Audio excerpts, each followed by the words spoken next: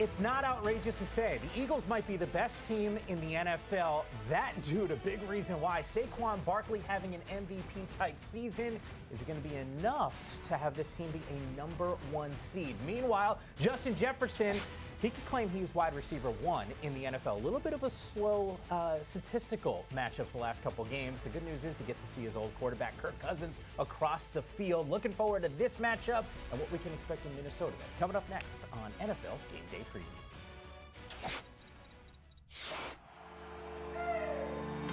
I don't do this for the paycheck.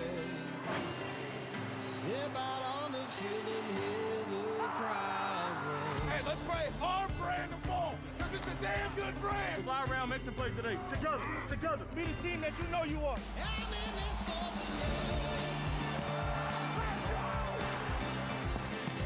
Dive for the pylon. Oh, my goodness. And the touchdown.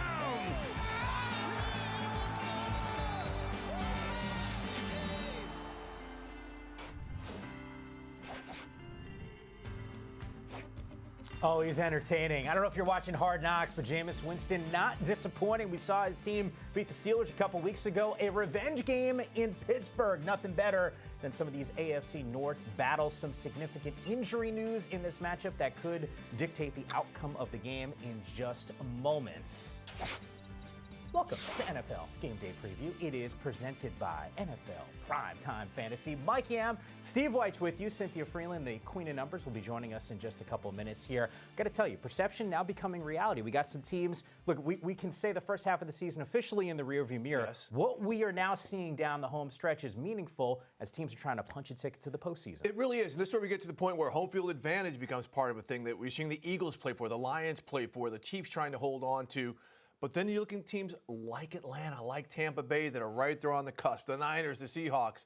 This is the stretch that determines the boys and the men. Yeah, I think there's a couple teams out there saying, no, mathematically, we are still in it, and they got to play as if they are, because as we know, it is the NFL, and every single Sunday, you never know how it's going to shake out in some of these matchups. Yes.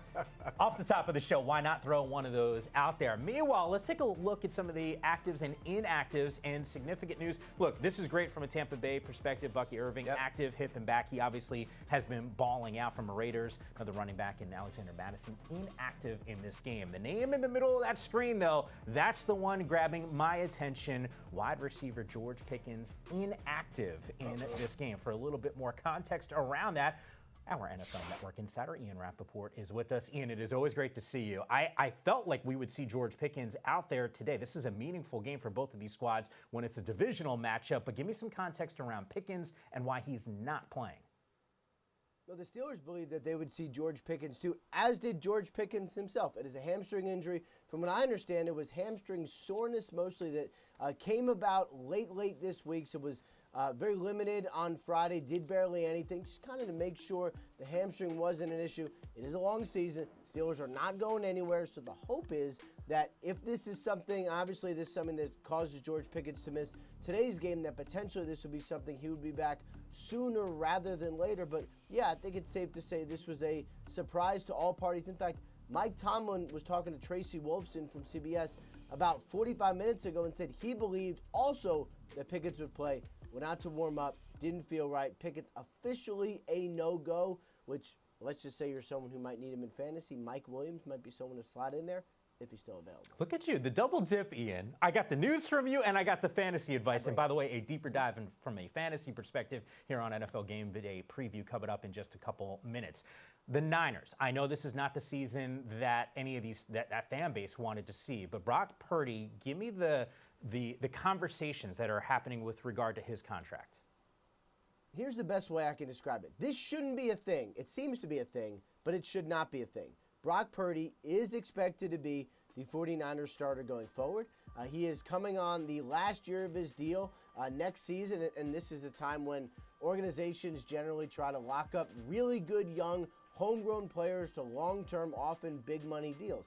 I expect that based on the people I've talked to for that to happen here. Yes, the 49ers season is not what anybody had hoped. I think that is very clear to say. There's been injuries and circumstances and a lot of different things, but their view on Brock Purdy being their franchise starter has not changed, and my understanding is they will try to work out a long deal with Purdy this coming offseason. Yeah, the going rate for quarterbacks nowadays, the young quarterbacks, $200 million plus, right? That's not a bad paycheck at all for a lot of these guys. Ian, you're the best man. Always appreciate the details. If there's any news that breaks, I know you will have us covered.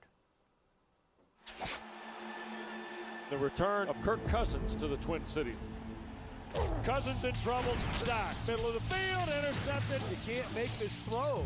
Got to get back on the right track. How can I make sure this never happens again? Fourth interception today, third straight loss sealed. It's like a familiar place. I've been here many times. Talk about the elephant in the room, going back to where he's from. Usually when you play on the road, you don't know too many people. Everybody's human. Assume it's going to be hostile. Look to myself and say, I got to play better. Cousins to the end zone. Touchdown. 13-4 season. Ain't this fun? Find a way to get back up and keep going. That's all I know to do. They're not going to give it to us. I know that. Tough times don't last. Tough people do. Not going to lie, that's one of the better ones. Pretty good. It is. A little creepy, but at the same time, informative and entertaining. Kirk Cousins back in Minnesota. Tom Pelissero has more. Yeah, Kirk Cousins makes his return to Minnesota today, coming off one of the worst games of his career. My understanding is it is very unlikely that the Falcons would make a quarterback change, benching Cousins for rookie Michael Penix Jr. But make no mistake, Kirk has to play better. They believe that he will today against the Vikings. Minnesota, meanwhile, can wrap up a playoff spot with a win plus some help. Sam Darnold, who replaced Kirk Cousins, has been one of the top QBs. You continue to see the chemistry evolving with Justin Jefferson. Though Jefferson has not been in the end zone in the past 6 games, I asked Darnold, do you think you can get him one today? Darnold replied, we'll see what we can do. Yeah? Something tells me he'll be the focus of that team's offense, especially going up against the former quarterback of the Minnesota Vikings. NFC playoff picture, Tom made reference to the Vikings. We'll get to those clinching scenarios in just a second here. But yeah, the two best teams in the NFL, arguably the Lions and the Philadelphia Eagles. The Eagles with a 10-2 record. Can't help but notice that's exactly what Minnesota is bringing to the table. And yes, they are currently that 5 seed. They can clinch a playoff berth in today's game. Here are those scenarios. Win against Atlanta, take care of business, plus a Cardinals loss against Seattle and a Rams loss against Buffalo. Time for Road Warriors, presented by Courtyard Marriott. All right, I know everyone is talking about some of the struggles from Kirk Cousins. As they should. How big of a game is this? Because most of the times, teams are going up against, guys are going up against their former team. Like, oh, it's just another game. It's not another game just for that reason alone. But when you're struggling like this, he needs the ball. Well, and the fact that the team that you're struggling for drafted Michael Penix, the quarterback, 8th overall. Look, for Kirk Cousins, I know Ian and Tom said this doesn't seem like he's going to get benched. I think that holds for this game. If he comes out and plays poorly like he did last week, which I don't expect him to do, I think that's where the Falcons really have to look at themselves saying, we are in a playoff push. We've had opportunities before. We can't finish the season on a fade. Let's go ahead and make this move to Michael Penix. Then you talk about the importance of it. That's it for Kirk's career, at least with the Atlanta Falcons. I mean, if they make a move to Michael Penix, which is why I think the coaching staff has been so supportive of Cousins, that's it for Kirk in Atlanta, right? I think you make it with the Penix. That's pushing this year, 2025. So Kirk's going to come out. I think he's going to play better. It's going to be a very, very tough game today. But this is the Falcons kind of set themselves up for this type of conversation when they drafted Penix. Now they might be at the breaking point. I know that owner well. He does not like it when his team does not finish well in the back half of the seasons. You know, most of the time we have these conversations about a former player against his old team. Right. What's it like, though, for the guy that occupies that spot now for Sam Darnold, who knows what Kirk Cousins, who, by the way, accomplished a lot in a Minnesota uniform? Well, Sam Darnold's like, you know, where your career might be coming to an end, mine, I'm having a rebirth. Yes. 10 wins. We talked about it. They're 10 wins. They're a 10-win team. And Sam Darnold, here's the interesting thing. Early part of the season when they had a 5-game winning streak, the Vikings were kind of a sum of their parts. Now, during this current 5-game winning streak, Sam Darnold is winning them ball games. He's throwing 32, 33, 34 times a game, and he's playing well late. He's never been in a situation since college where he's been asked to win ball games. He is now, and he's doing it. Now, today he's going to be a big challenge. Again, he knows what he's going up against, so you better believe, like, okay, I'm going to show everybody I'm the quarterback for this team, not J.J. McCarthy, not Kirk Cousins. That's part of it. And I think he's having kind of a career arc like Baker Mayfield. Yeah. Remember, discarded by one team, had to go to another team, kind of sit, figure things out, and now he's having this type of rebirth on a playoff team. This is a great story. I love giving context like this around a specific player. Check this out. You mentioned the 10 wins, which is a career high for Sam Darnold, 23 passing touchdowns this season. Keep in mind, from 2020 to 2023, that's 30 starts for him, 10 wins during that span, 26 passing touchdowns. What team was he with? Well, there was a few of those teams, but Kinda obviously some issues with the Jets in Carolina. But the point is, clearly that this team with Sam Darnold can win some football games and might be as dangerous as any in the NFC, despite the fact that we always focus in on two of those teams in Philadelphia and Detroit. Meanwhile, AFC, the playoff picture for you. The Kansas City Chiefs clinching an AFC West title with a win over the Chargers today. We know that they are going to be dancing in the playoffs. How far has certainly been one of those major question marks around this team. I know every single week it's like, how sustainable is this? That you're consistently winning some of these one-possession games. But I ask you the same question right now against a Chargers team who, by the way, is also very talented. Can you continue to walk this tightrope here? Yeah. Wow. Tell me teams in the NFL that are wiping teams out week after week. The Lions aren't blowing teams out. The Eagles, well, they've blown a couple teams out, but this isn't like the Ravens last year where their wins are like a double-digit margin of victory. These are close games. The Chiefs are not what they were. But, Mike, we were talking about it before the show. We were saying a lot of these same things about Kansas City last year. Man, their offense isn't that great. They're a defensive-led team. Now we're saying their defense has shown some cracks, but they're still winning. And when you find ways to win, when you are the hunted, that goes to show you there is a character, especially number 15, that can get you over the top. So this is something that will grizzle them. I think it's going to be a tougher road for them to hoe to get back to the Super Bowl just because of some of the injuries, especially at left tackle. Humphreys is now starting at left tackle. That's been an issue spot. But I think with Pacheco coming back and this offense is going to start helping out that defense and keeping that defense off the field as much. 9 comeback wins for Kansas City. The only pushback that I'll give you here is defensively. It doesn't look like the defense from a year ago that carried them into the postseason. Yeah, but that's a side that can pick it up too. Okay, well, keep the fingers crossed because Spags has got his work cut out for him, especially against the Chargers defense that has been balling out. And I think from an LA perspective, you get this one. This is a nice little resume builder for you. We've been saying, Mike, this is a playoff team. The Chargers are a playoff team. They're a year ahead of schedule under Jim Harbaugh. But then you say to yourself, okay, they can come out. I think they can get the Chiefs today, right? I think they're going to play them tough. They always do. But then you say to yourself, okay, do they have the playmakers if they do get into the playoffs to go to Buffalo and win a ball game? Right? Can they go to some of these other spots? Can they go to Pittsburgh and win a ball game? You're like, oh man, they just don't have the playmakers. And Ladd McConkey, who's been their playmaker, he's really banged up. He's kind of questionable going into this game. So we'll see. I think the Chargers, again, they're going to make it real tough on the Chiefs. But you're ahead of schedule, should be happy with what's going on, but I just don't know if they're necessarily a long-term deep playoff play. Yeah, because keep in mind here, too, the Dobbins injury is certainly looming large, and they will be relying on that team's defense, number 1 scoring defense in the NFL, even with some of these hiccups the last couple weeks. About 15 points per game is what they are averaging. We'll focus in on the other LA team, the Rams, who have a tough matchup against another team that you can make an argument is the best in the NFL, in the Buffalo Bills. Here's Bridget Condon.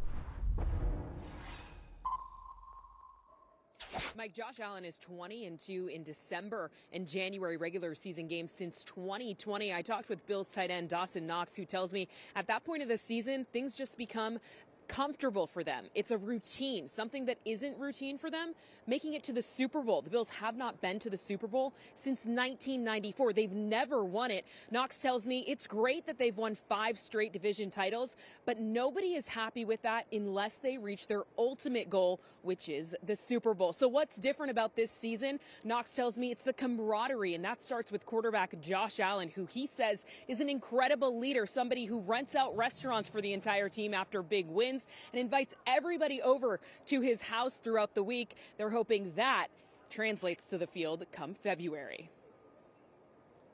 Entire restaurants. Who's eating good? Presented by Applebee's. I know Bills, one that. apparently. Yeah, seriously, no joke. All right, you tell me who's the player that we should be focusing in on in this game? Well, I think it's James Cook in the running game. Look, Josh Allen opens up some of this run game as well, but James Cook, we've seen him hit the explosive plays. We saw him tear up the Niners in the snow with some explosive runs. But this is where, if you get past the Rams' front line, that fantastic young front line, their second and third levels, they're not great open field tacklers. They don't have great speed. He can hit some explosive plays today. So I think James Cook is someone to really look out for in the short passing game and in some of these off-tackle runs where he can hit the jets and go. Yeah, 11 rushing touchdowns for Cook so far this season. That's the second best total in the NFL. Only guy who's got more, the king, Derrick Henry, with 13 down in Baltimore. You know who I'm kind of hoping balls out? I may or may not have him on my fantasy squad, but Puka. Let's go. Well, that's a good fantasy play. And look, this is not really an opponent-measured thing or anything like that. Puka Nacua is going to be eating good for the Rams because he always eats good. He's the guy. It's no longer Cooper Kupp. We know Kyron Williams adds something to the run game. Wow. But the one thing about Puka Nacua, you're going to see it in the highlights, and anytime he touches the ball, he never goes down on first contact. I was speaking to Hall of Fame wide receiver Chris Carter about him, and he was just like, this guy here must have like the thickest bones and everything because guys come up and they lay big hits on him, and he runs through them. Like you're seeing this right here. Yeah. His run balance, his ability to break tackles, even on these little 8-yard dig routes, is something special. So he is going to be eating good against a very good Bills defense. Taron Johnson, that small slot corner, one of the best in the NFL. Good luck tackling Puka. What did he say about his bones? There's like thick. They're thick bones. So it's thick Polynesian, thick Samoan. With a rocket on his back too, because when he's got the ball, he's able to bust through a lot of those tackles. It's the hair. What is it, Samson? Samson. Yeah. We can't do scissors. Put them away if you're the Buffalo. Oh, I guess if you're the Bills, you want to bring those out and see what Puka has got. But by the way, he has picked it up over the last couple weeks or so. 2 touchdowns in the last 3 matchups for the wide receiver. All right, let's take a closer look, guys, at Jameis Winston, your favorite quarterback. At 1,000%. 1,000%. You're so fired up on Monday night. Deliver me from pick sixes, baby. He was asking God in the post game on Monday night. It was awesome. Remember, no George Pickens in this one.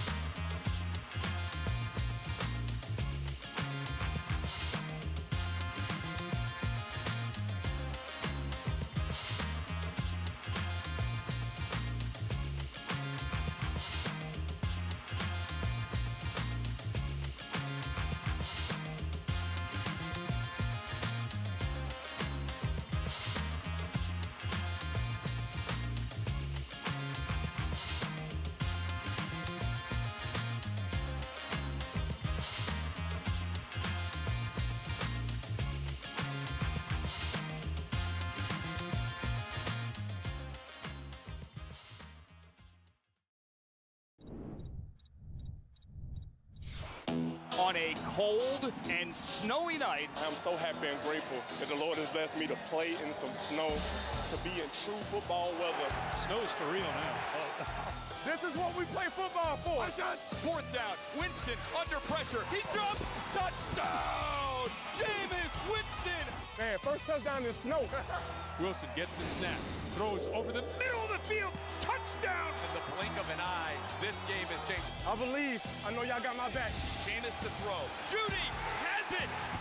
Give to Chubb. To the end zone goes Chubb. And the Browns have upset the Steelers 24-19. Steve Wyche was there, officially thawed out from that matchup. Myles Garrett, an absolute monster. Pittsburgh, keep in mind, significant injury news. Our Sarah Walsh has more. The drama between Greg Newsome and George Pickens is not going to play out on the field today. That is because Pickens is inactive.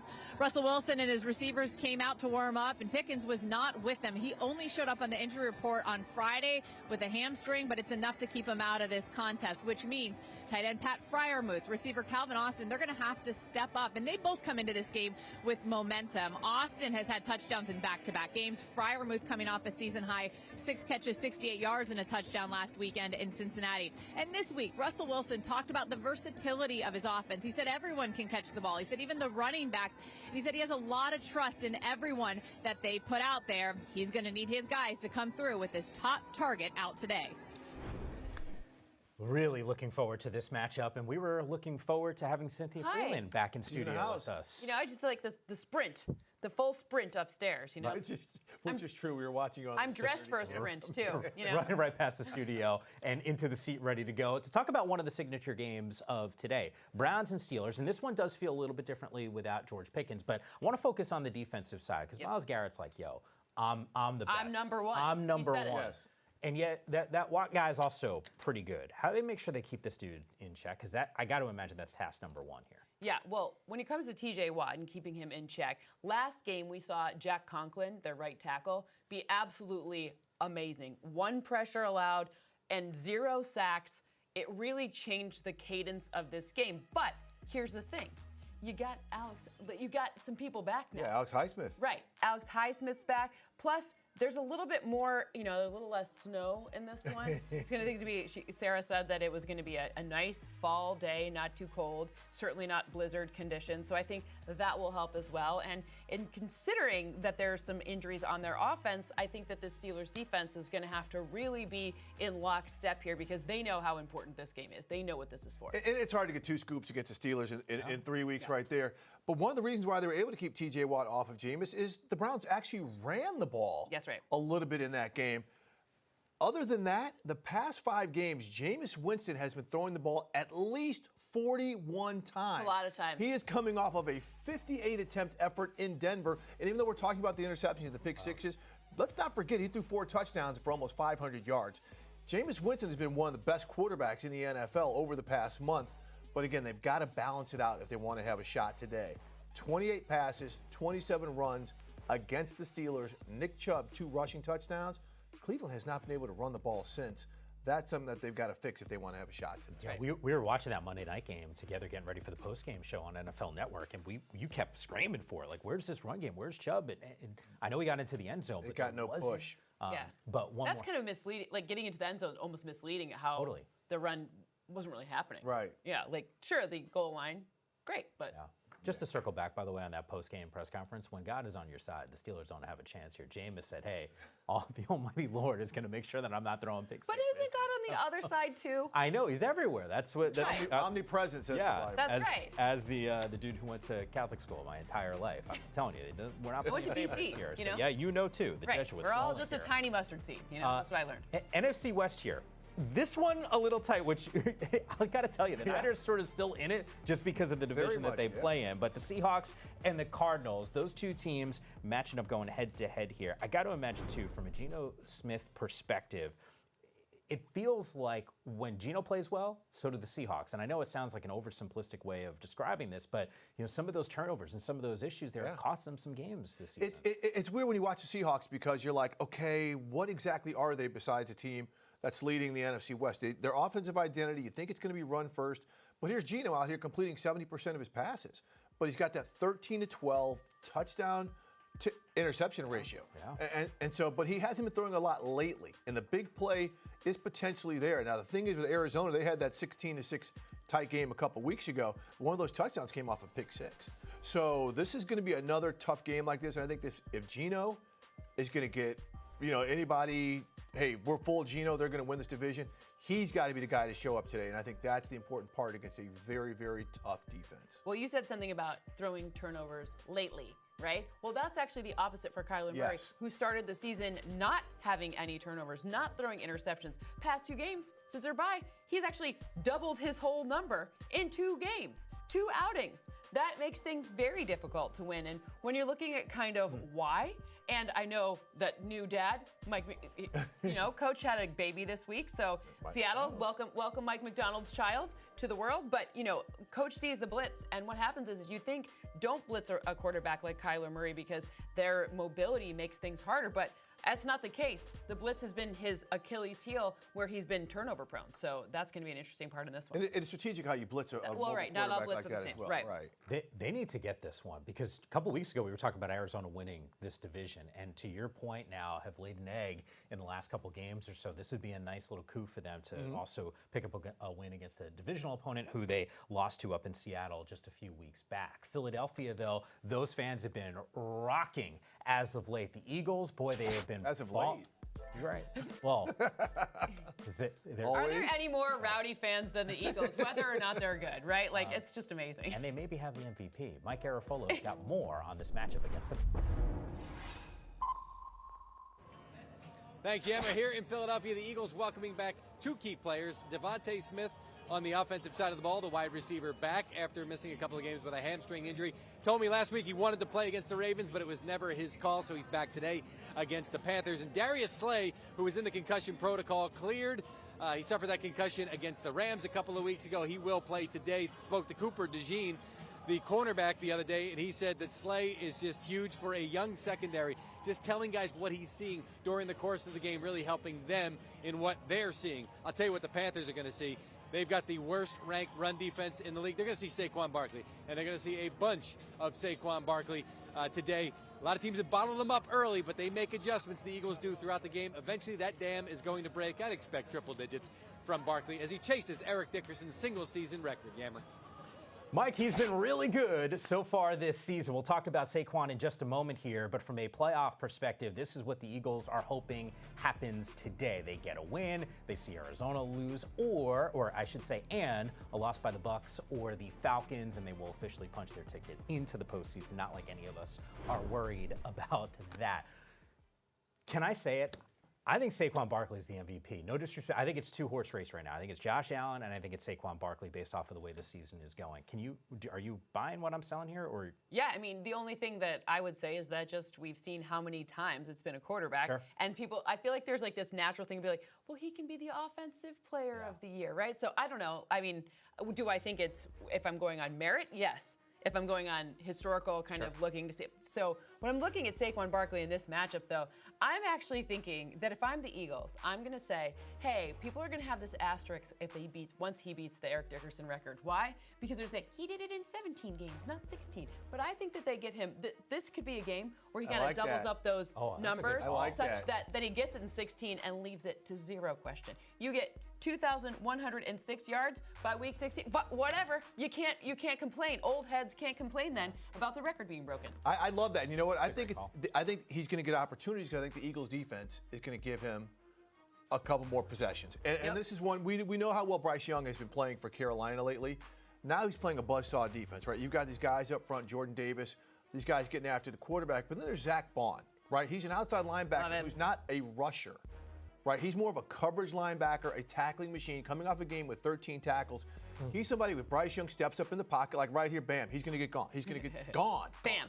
Like it's over. Malik Willis is like, you really got to show that one to me. Right, or if somebody gets to the second level, Bond and some of these linebackers who are playing well because they're bracketed so great by the front and the secondary. That's why you're seeing Nakobe Dean and Bond really show out. Are you going to double dip? Is that a Sunday statement for you, by the way, on Saquon?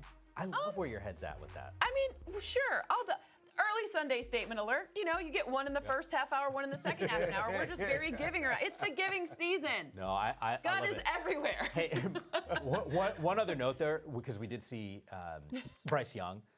I got to tell you, the questions that we had about him for a season and change, I think they're kind of squashed now. They're gone. They don't have to worry about drafting a quarterback for next year. Yeah, that helps them because then that's a big puzzle piece figured out. We had the conversation. Is he done in Carolina? Like that was a real thing on this show, and yet here we go. The future. Here we go. In Carolina. QB1, Bryce Young, ready to go. Amazing what just a couple wins will do for you. Brock Bowers. Speaking of awards, could he be your offensive rookie of the year? How about them dogs? Yeah, He's so said sweet. it.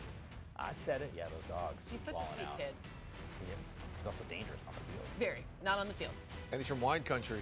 Oh, God, I'm thirsty.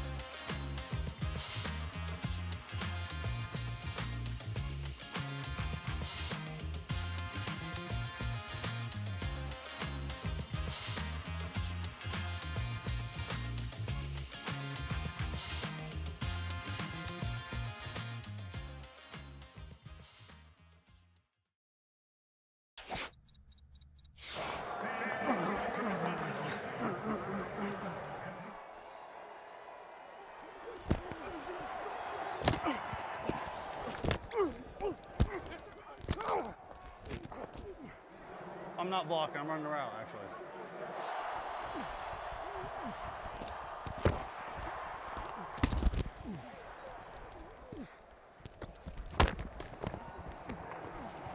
Get the off me. Get up. Finish, gotta finish, baby.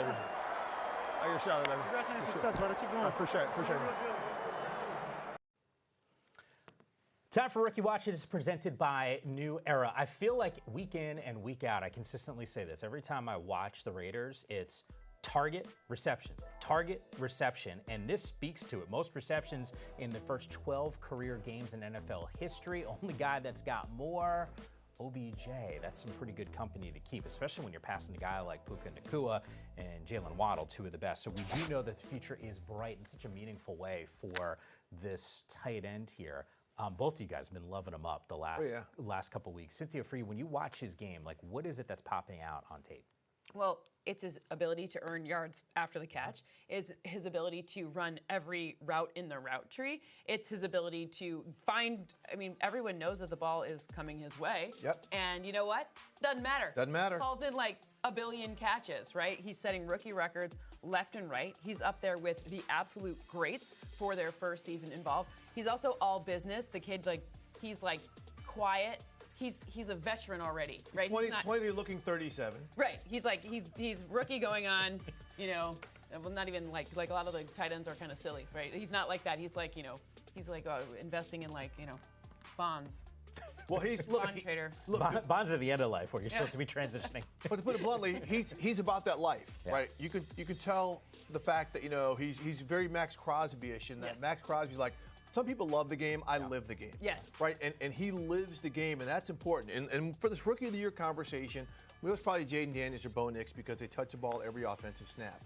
But if you watch Brock Bowers, he's a great target, but he also blocks. He does everything. He impacts every play. Now, some people are going to say he's on a bad team. So it's like a basketball team where someone's got to score 26 a game for them to actually get 80 points. Right? He's not just loading up on stats like this. These are not hollow stats. He's a great football player. Hopefully they can eventually get some talent around him. Used to have that conversation about Vin Baker all the time those early years in his career. When he was with Seattle? Yeah, but I was like, yo, man, the guy can play. He had Big Dog and Ray Allen with him too, man. Sharif down at Atlanta. There are legitimately a lot of NBA conversations that happen before this show. We sprinkle in a little NFL, not to mention some NBA. I'm also thinking about the Chicago Bears and the Bulls and what they did for all those magical years with Jordan in town. The future of that franchise, by the way, at least from a football perspective, obviously, is Caleb Williams. They're in search of a new head coach now. They match up against the Niners team that is struggling. What do we make of this actual job when you have a number 1 overall pick in Caleb Williams and a lot of pieces on offense to work with? Two things that the Bears really have them going for. One, Caleb Williams, and two, they're in Chicago, right? It's a great market, great city. Fan base is absolutely fantastic. What's interesting, though, is they churn through coaches, right? That's an organizational thing. Sure. Right? They churn through, even this year, they stock up on talent, and it's not there. So they've got to find something. I'm not going to say a coach that can turn them around because they've tried some good coaches. One of the things that when Kevin Warren, the team president, came out and talked about the change and how attractive a job this is, he made it sound like GM Ryan Poles is going to stick around. And I think Ryan Poles has done a good job, but most coaches coming in are going to want to be paired with someone they're familiar with or who their agency is familiar with, which is a very important play. Cynthia, you know this well. I do. So if they express like, hey, I'm not coming because I don't get to shop and pick up my own groceries in terms of a GM, that's something that will be seen as a negative. My strategy here is a little bit different. I am pretty familiar with Ryan Poles. I went to college with him, so I've known him for just like 4 years, I'm just newly out of college. But ultimately, what I think about Ryan Poles is I do actually think, much like Terry Fontenot, that he would be able to adapt to a new coach and a new way of doing things. I mean, he comes from the Chiefs lineage, so they've had a lot of winning history, historical tradition. So perhaps you could look at someone in that sort of mindset, so you could pair him with someone he already does know. But he isn't in the same agency as Eberflus was. So that's something too. Just so we're, we're checking all those boxes. But you know this, do not underestimate the influence of these agencies when it comes to a head coach decision going to certain organizations. Yeah, it's good context there. By the way, for any Niners fan that's watching, don't worry, we will talk about the Niners and more specifically their backfield. Kyle, with the same agency. Anyways, we're good. All the little tentacles surrounding this matchup. Time for Who Scores, presented by DraftKings Sportsbook. Here we go. Oh, it is good to see that dude healthy again. Isaiah Pacheco, a touchdown in 3 games so far this season. Justin Herbert, we know, using his legs a little bit more, and last time I checked, 15, also ridiculously ridiculously talented. All right, you tell me who scores. We going to the backfield, Steve? Sticking on the board, Isaiah Pacheco is going to get into the end zone. Only had 7 touches last week. That number's probably going to double this week. Short yardage, short passing game. He gets into the end zone. There's a plethora of options, to be honest with you, in this matchup. I'm also thinking about Bills and Rams as an opportunity to see some points scored. I think these are 2 high-powered offenses here. Who's the player that you like? Well, I know that it's going to be like, Josh Allen, of course. But no. We're going Josh Allen on the ground. A rushing touchdown for Josh Allen. That makes it a little more difficult. That's like the same thing as picking a skill player, right? Yes. I like this call. And when you're looking at the opportunity here, he sees what Jalen Hurts is doing. Hey, you're about to break my record. Okay, well, you know what? I'm going to get in the end zone, and I'm going to do it from, like, not a tush push. I'm going to do it from, like, 12 yards out. Ha, ha, ha. Stiff arm your defense, Rams. There we go. Do we expect Bills Mafia to show up across the street? They're already there. Anytime Buffalo plays in LA, there's a ton of Bills fans in LA already. And this time of year, I got into the studio before 5 a.m. They're already there. Yes. They're on East Coast time. They can get up. They didn't care. They will be deep. It's a good point. I just was thinking to myself, man, if I'm in the Northeast, I'm thinking to myself, why not get out a little, little cold and head to warm Southern California? DraftKings Sportsbook, the #1 place to bet touchdowns this season, and this week new customers can bet $5 and pocket $150 in bonus bets if your first bet wins. Download the app and use the promo code GAME when you sign up. DraftKings Sportsbook, the crown is yours. Homecoming, let's go. Kirk Cousins has been struggling as of late. He knows what it takes to put on a show in Minnesota. He did that, 88 career starts in that purple uniform. We'll see what he's got in store as we pick that game. Cynthia's projections coming up in just a bit.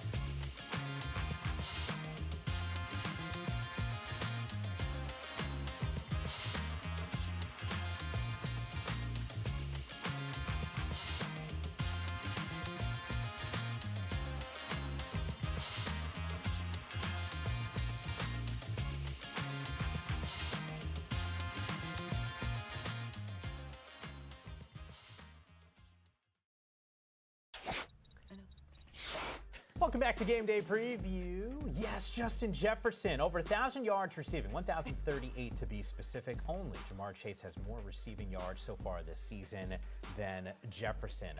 Don't need to be a fantasy expert to tell you he is a must-start in your lineup.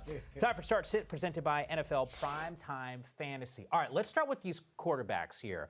Who's the guy that you think is a lock that needs to be in the lineup that obviously might be on the outside looking in? I don't need the obvious, the Josh Allens of the world. Who's Josh Allen. Okay. Oh, no. Rushing touchdown. Oh, I already okay, heard that got from it. you earlier. Yeah. Well, I just want to make sure that everyone starts too. I know they're coming off of a loss last week on Thanksgiving. It was outside, etc. I know they're playing the Raiders. People are like, well, maybe they'll just run the football. Well, number one, Mostert is at least questionable, if not already ruled out. I can't even remember where we're at with that yet. But the short passes make a huge difference in this matchup.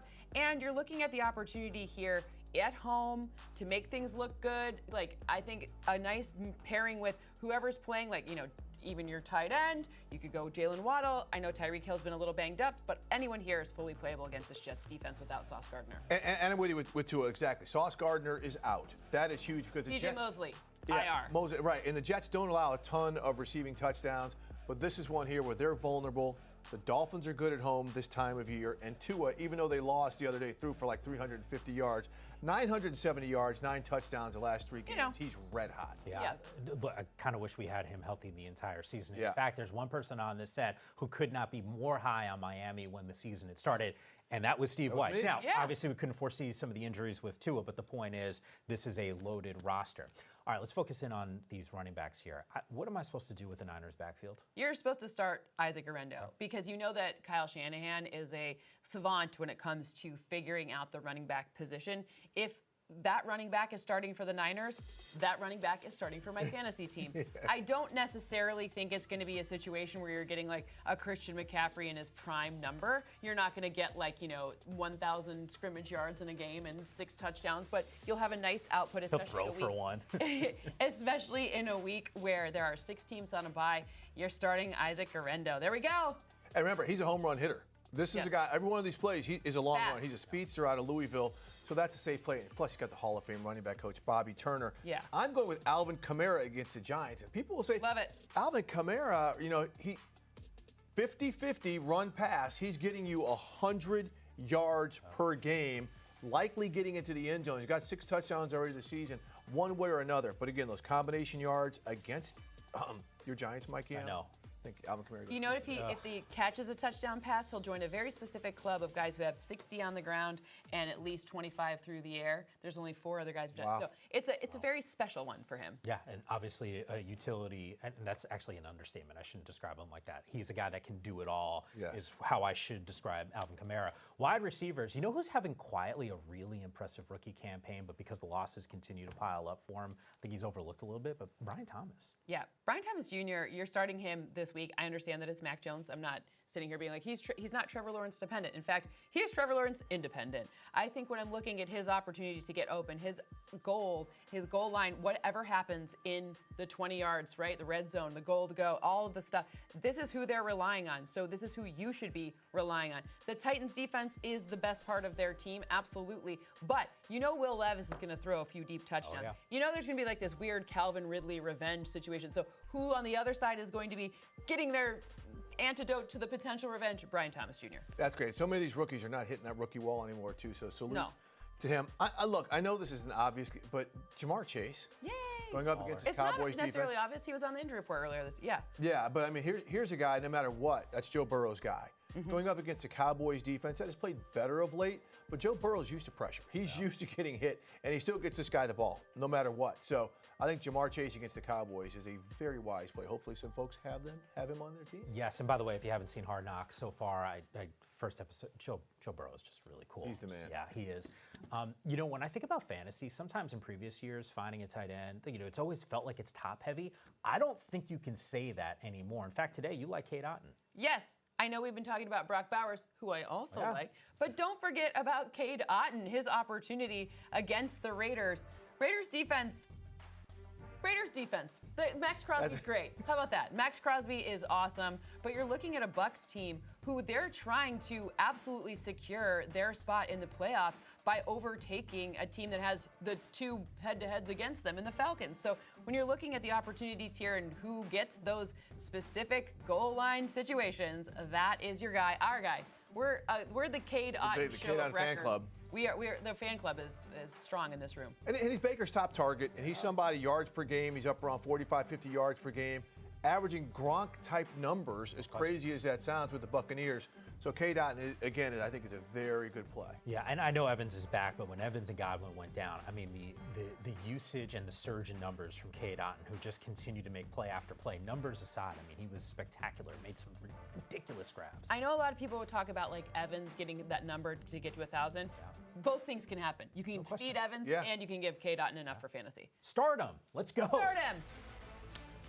Let's see if things are going to come up with a win. Her projections around the corner. A.J. Brown averaging just over 88 yards per game. That's the third highest total in the NFL. He is really good. I mean, sheesh.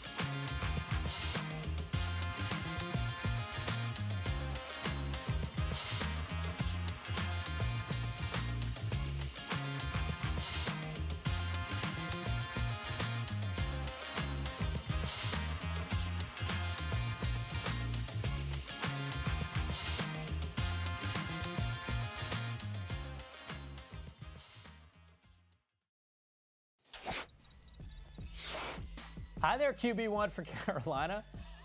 I'm just saying. Oh, hi. Bryce Young. Dude's been playing some good ball these last few weeks. We're not questioning whether or not he's got a future in Carolina. You know, it's a little bit of a buzzkill for him. I don't know. I guess someone probably told him, right? Playing the Eagles today? Well, I guess there's two. Look, college football playoff. It's out. His squad not in, and there's a lot. That's wild. Alabama. Look, there was a lot of conversation yesterday. I was watching some of these games. You know, the cool thing. There's a lot to unpack here. Boise getting a first-round bye. Sign me up for that. You know, I spent a long time, guys. You know, covering the Pac-12 conference. I can't help but notice that even though they're not in the Pac-12 anymore, Arizona State, Oregon, flexing the 1 and 4 seeds, first-round bye. Arizona State's a great story. They are. Yeah. I love seeing Tennessee get in there too because I think they've got the best quarterback in the country. You know who I also like seeing in there? SMU. I don't think you should have gone to a conference championship game and been penalized for losing. So I'm actually with you on that. happy that the Mustangs. I mean, Alabama folks, you better call your NIL coffers. Oh, they're oh my goodness, let's fill the coffers back up. What's going on? Getting ready to puff back up big time. Yeah.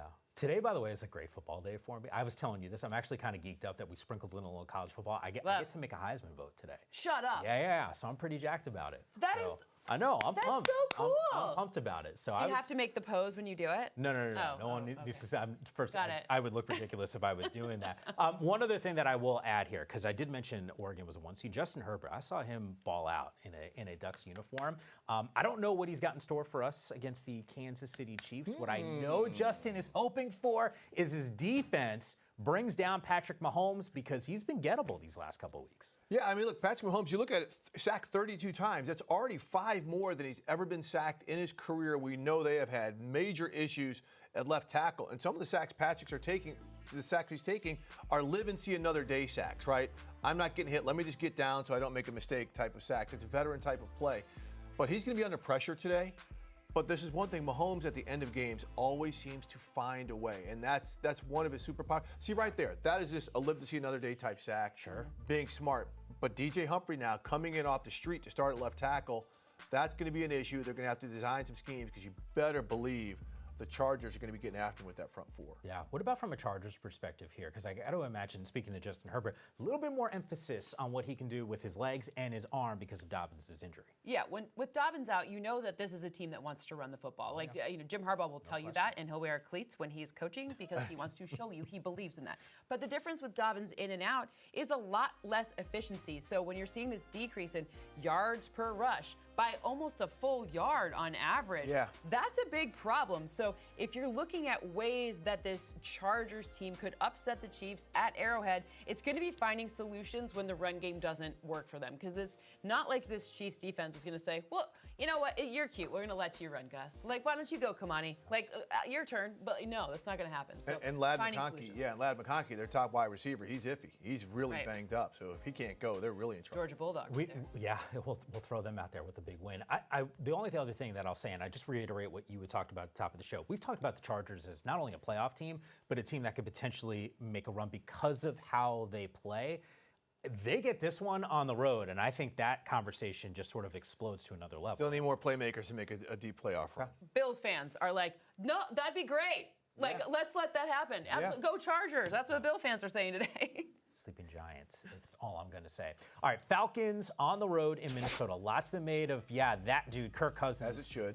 When I watch the Falcons this year, Cynthia, if he plays well, they win and generally win pretty handedly. I know there's been some close games and they've gone to overtime, but when he doesn't play well, they get smashed in these matchups. Think of like the number 2. It's kind of a good rounding situation. So when they've been winning, he's been like 2 touchdowns and no interceptions. Well, in these losses, it's basically been 0 touchdowns and 2 interceptions per game. Those are crucial situations when your defense is being super generous to the opposing team in many ways. Right? In the passing game, Bijan Robinson has had a great season. We barely talk about how great of a season he's had because they're not winning games. And they're not winning games because look at these crazy things. And whoop, that's the wrong team, Kirk.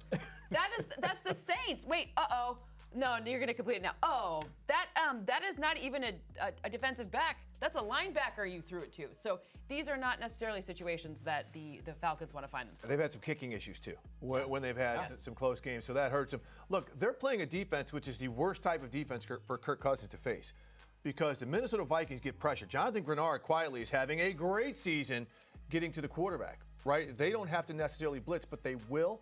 And you have Kirk Cousins who can't move. Yeah. He is a statue back there, so the fact he can't really even sidestep to get clearance is an issue. So they're going to have to run the ball, use Bijan and Tyler Algier to get something going. Otherwise, the dogs are going to be turned loose on Cousins. Only other thing I'll add on this game, and you pointed this out to me, and the more and more I watch some of these highlights with Kirk Cousins, look, we don't speculate about injuries, but there's like no zip. I mean, it's kind of like last game. Wobbly. Yeah. Well, your feet are your foundation. No question. Right? And the foundation dictate, the kinesiology of it would dictate that if you're not getting set in your hips the same way, you're going to lose some of your velocity. He don't look right. Imagine me trying to throw a football in those shoes. I mean, it's just not going to happen. You've done it. I have done it, but it didn't go very far. If anyone can, Cynthia, it would be you. You actually like Minnesota to win I do. In a convincing fashion in some of the early games. In the late games, though, we got a couple upsets here. That's right. Seattle on the road. I know. I'll take that. That'll be interesting. It's just things are going in the wrong direction for the turnovers on the offense for the Cardinals, and a defense has been had holds. They've been getting better on defense, like bringing more pressure, but still to the slot, they're very generous. So there we go. Can you imagine if the Niners lose this game? Look at all the I can. Look at all the road winners. Look at all the road winners Cynthia's taking. Apparently, I can. Late games. I'm seeing it there. Chicago, that's had some question marks the last couple weeks here. Sunday statement time.